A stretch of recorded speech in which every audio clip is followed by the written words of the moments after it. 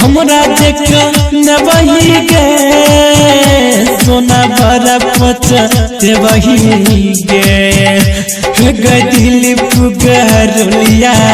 से जान प्यार किया चलही गे दिल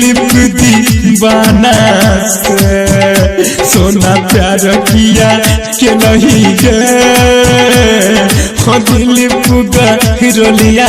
से हमरा कहने वही जान तुम्हारा पचते वही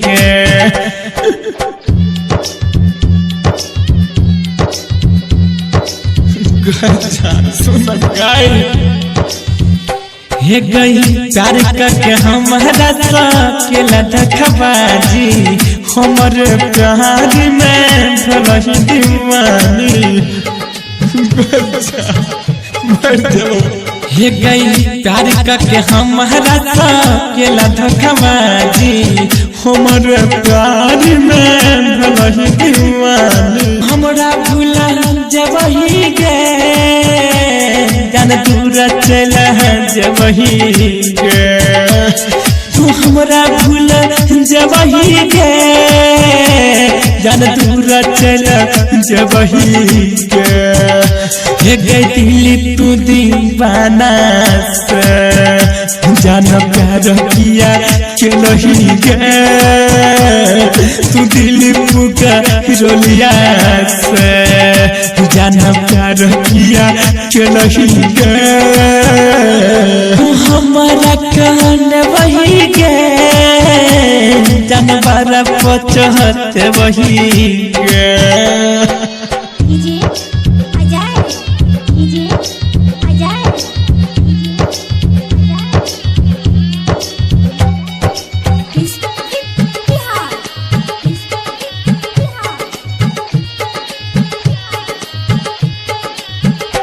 हे गई अंजुम रसीला शादी रचे वही दिल पुगरुलिया का तू तो भूल जबही